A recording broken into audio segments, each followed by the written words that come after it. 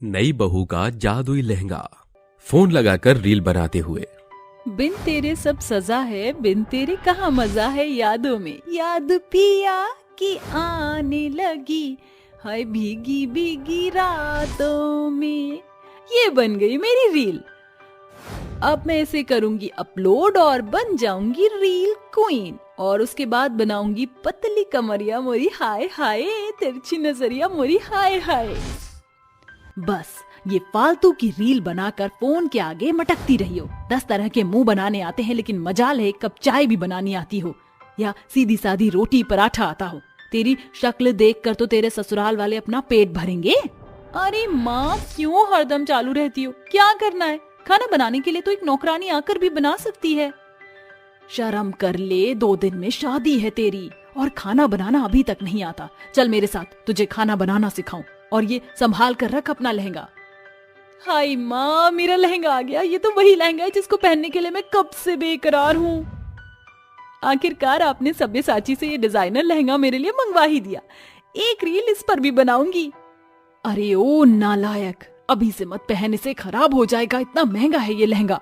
माँ, आपने सुना नहीं वो गाना? ये मेरा लहंगा बड़ा है महंगा, इसे हाथ ना लगाना। तभी गुंजा अपनी बेटी के कान पकड़कर रसोई में लाती है और कहती है, चल चुपचाप खाना बना। माँ, मेरे को नहीं सीखना। बताओ तुझे अभी। ये दाल बना और स्वाद अनुसार थोड़ा सा नमक, हल्दी, नमक डाल। तभी मिहिका 1 चम्मच हल्दी और चुटकी भर नमक डालती है और गैस पर रख देती है। माँ, मैंने रख दिया। देख, 2-3 सीटी आते ही गैस बंद कर दियो, दाल बन जाएगी।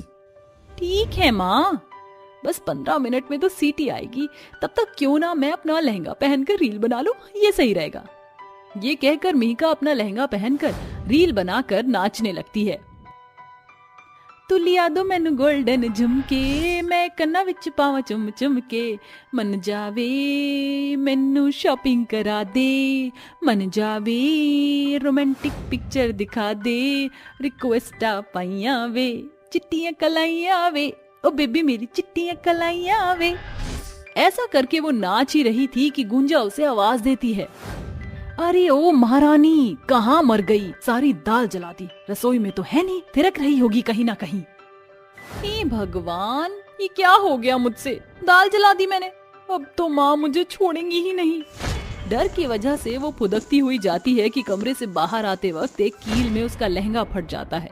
ये देखकर कहती है, हे भगवान, मेरा इतना महंगा लहंगा फट गया। माँ तो मुझे जान से मार डालेंगी। शादी भी नहीं हुई कि मेरा शादी पर इतना शौक है, पर सच में मुझे खाना बनाना नहीं आता। किसी काम की नहीं हूँ मैं। मर गई, अब क्या करूँ भगवान बचा लो मुझे। तभी रसोई से गुंजा आकर बहुत डांटती है और लहंगा देखकर और चिल्लाती है, बस इसी की कमी थी। अब 1 रुपया नहीं है मेरे पास तेरे लिए, इसी में शादी करियो तू। पर माँ, मैं वो। गुंजा उसे सुनाकर चली जाती है। तभी मिहिका टेंशन में आकर अपने लहंगे को बाहर ठीक करवाने के लिए जाती है कि एक बूढ़ी अंधी औरत रोड पार कर रही थी। तभी एक कार उसे टक्कर मार के उड़ाने वाली थी कि मिहिका आकर उसे बुढ़िया को बचा लेती है और कहती है, दादी आप बिल्कुल ठीक तो है ना?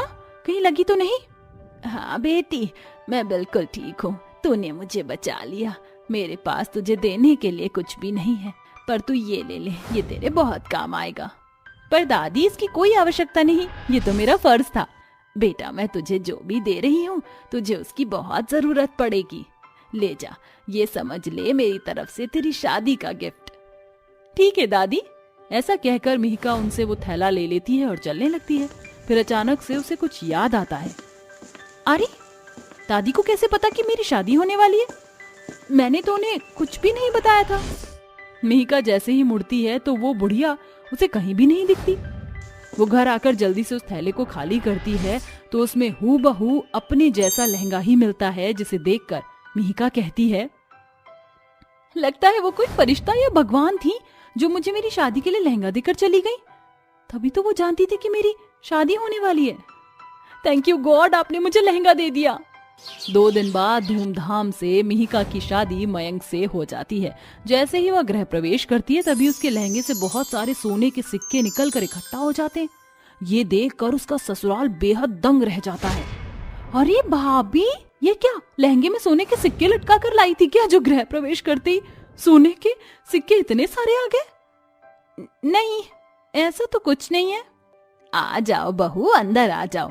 मिहिका जैसे ही एक ही कदम आगे बढ़ाकर आती है तो सोने के सिक्के उछल उछल कर उसके लहंगे से निकलते हैं। ये देखकर मयंक कहता है, अरे मुझे विश्वास नहीं हो रहा है मेघा, तुम्हें लहंगे का बहुत शौक था। कहीं तुमने शौक में सोने के सिक्के तो नहीं डलवा दिए, जो इतने सारे सोने के सिक्के निकल रहे हैं? वही तो मैं भी हैरान हूँ। लगता है मेरे घर में मेरी बहू नहीं, साक्षात लक्ष्मी देवी प्रकट हो गई हैं, जिनके एक कदम से ही सोना निकल कर आ रहा है। ये क्या हो रहा है मेरे लहंगे के साथ? कहीं ये उन दादी के दिए हुए लहंगे की वजह से तो नहीं है? कहीं ये जादुई लहंगा तो नहीं है? हाँ, हो सकता है ये जादुई लहंगा हो, तभी तो सोना निकल रहा है। देख, हमारी बहू ने तो हमें धनवान ही बना दिया। मेरी बहू से कोई कुछ काम नहीं करवाएगा, बिल्कुल काम नहीं करेगी बहू। तुम सेठानी की तरह रहना यहाँ पर। अरे वाह, मैं तो उस चीज से बच गई जो मुझे बिल्कुल भी नहीं आती। अब मैं खाना बनाने की कोई जरूरत नहीं है। इस जादुई लहंगे ने तो कमाल कर दिया। ठीक है माँ जी। अरे वाह मेरी जान, तुमने तो आते ही दिल जीत लिया, और कोई काम भी नहीं करना पड़ेगा इस घर में। कहा था ना, रानी बनाकर रखूंगा। हाँ, तो वो मैं अपनी वजह से रानी बनकर रहूंगी। तो शादी तो मुझसे हुई है ना? लड़ना बंद करो। मिहिका मयंक के साथ कदम रखकर अपने कमरे में पहुंचती है। उस लहंगे के बदौलत एक कोने में सोने के सिक्के बिखर जाते हैं। अगले दिन लहंगा उतारने के बाद ऐसा कुछ नहीं होता, क्योंकि वो सारा जादुई लहंगे का कमाल था। तभी मिहिका झूले पर लेटकर झूल रही थी। तभी सास उसकी हवा करते हुए कहती है, बहू, तुम्हें कुछ चाहिए हो तो बता दो। जो जूस पियोगी, पास्ता खाओगी, पिज्जा खाओगी, मटर पनीर, जो चाहिए बता दो। माँ जी, आप ये सब मंगवा दीजिए, पूरे दिन मेरा काम चल जाएगा। ठीक है बहू। माँ जी, झाड़ू पोछा करना है क्या? भाभी, जरूरत नहीं है, मैंने सब काम कर दिया। भाभी, मुझे कॉलेज की फीस और ट्रिप के पैसे चाहिए, कि आप थोड़े से पैसे दे सकती हो? कल जो इतने सारे पैसों की बारिश हुई थी, वो सारे सोने के सिक्के कहाँ हैं? बेटा, उसे तो मैंने सोने के गहने बनवाने के लिए दे दिए। अगला नंबर सुरभि का ही है ना। ठीक है, मैं आपको दे दूंगी पैसे। ऐसा बोलकर मिहिका अपने कमरे में जाकर वो लहंगा पहनती ही है। जैसे ही चलती है तो फिर से सोने के सिक्के निकलते हैं। फिर मिहिका लहंगा उठाकर रख देती है और उन सोने के सिक्कों को सुरभि को दे देती है, जिसके बाद वो ट्रिप पर निकल जाती है। वक्त गुजरता है, सब अच्छा चल रहा था। एक दिन एक औरत अपने 10 महीने के बच्चे को गोद में लेकर उनके दरवाजे पर आकर कहती है, बहन जी, मेरी मदद करो बहन जी, मेरा बच्चा बहुत तकलीफ में है, मेरे पास इसके इलाज के लिए पैसे नहीं हैं, कृपा करके मुझे थोड़े पैसे दे दीजिए। मेरे बच्चे को कुछ हो जाएगा, उसे ठंड लग गई है और कुछ भी नहीं बोल रहा है, ना रो रहा। बहू, उसके बच्चे की तो बहुत तबीयत खराब है। मेरा जादुई लहंगा इस बच्चे की जान बचा सकता है, आप यहीं रुकिए, मैं अभी आती हूँ पैसे लेकर। ऐसा कहकर मिहिका लहंगे को जैसे ही पहनकर चलती है तो एक तेज रोशनी में उस लहंगे से अब की बार ढेर सारे पैसे निकलते हैं। वो लहंगे को फिर से रख देती है और उन पैसों को उठाकर उस औरत को वो सारे पैसे दे देती है और कहती है, बहन, अगर तुम्हें और पैसे चाहिए हो तो बता देना, मैं तुम्हें और पैसे दे दूंगी। ये लो, सारे पैसे रख लो और अपने बच्चे की तबीयत को ठीक करा लो। आपका बहुत बहुत शुक्रिया, आप नहीं होती तो मेरे बच्चे के इलाज के लिए मुझे पैसे नहीं मिलते, मैं हॉस्पिटल लेकर जाती हूँ, शुक्रिया। ये कहकर औरत अपने बच्चे को फौरन हॉस्पिटल लेकर जाती है। डॉक्टर उसके बच्चे का इलाज करके उसके बच्चे को बचा लेते हैं। 2 दिन बाद माया फिर से अपने हंसते खेलते बच्चे के साथ मिहिका के ससुराल आती है और उसका शुक्रिया अदा करती है।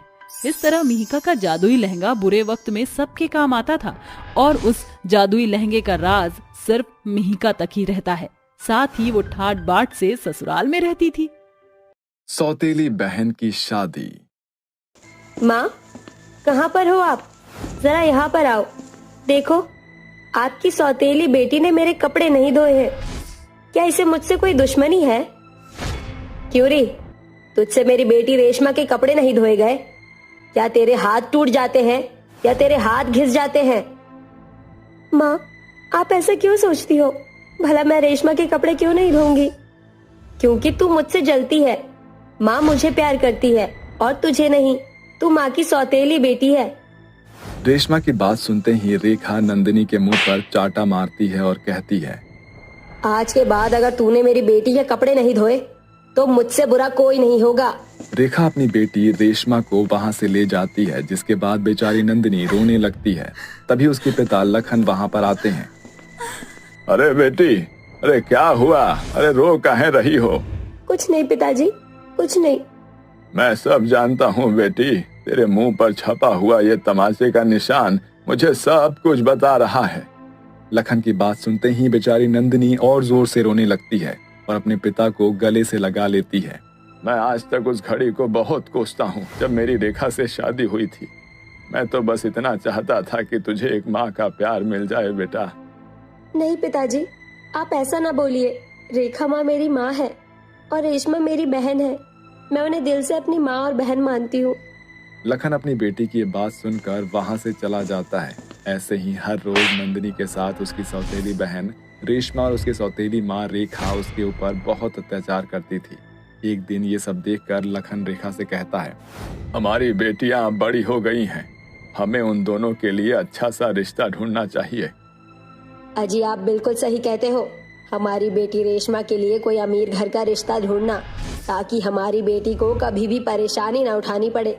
हाँ, तुम चिंता मत करो, मैं रेशमा और नंदिनी दोनों के लिए ही अच्छे घर का रिश्ता ढूंढूंगा। नंदिनी का नाम सुनते ही रेखा मुंह बना लेती है, जिसके बाद वो वहां से उठकर चली जाती है। वहीं दूसरी तरफ लखन अभी दोनों बेटियों के लिए रिश्ता ढूंढता है और दोनों को ही अच्छे घर से रिश्ता आता है। जिसके बाद रेखा अपनी बेटी रेशमा को शादी की शॉपिंग करवाने लगती है। अरे बेटी, तू चिंता मत कर, मैं तुझे ऐसे कपड़े दिलवाऊंगी कि सब लोग तुझे देखते ही रह जाएंगे। कुछ ही दिनों में रेशमा और नंदिनी की शादी की रस्में शुरू हो जाती हैं। पहली रस्म हल्दी की होती है, जिसके चलते रेशमा अपने मन ही मन में सोचती है, पिताजी ने सारी रस्में मेरी और इसकी बराबर ही रखी है, लेकिन मैं ऐसा होने नहीं दूंगी। मेरे होते हुए इसकी कोई भी रस्म अच्छे से नहीं हो सकती। रेशमा हल्दी की रस्म होने से पहले चुपके से नंदिनी के हल्दी के अंदर खूब सारा कीचड़ भर देती है।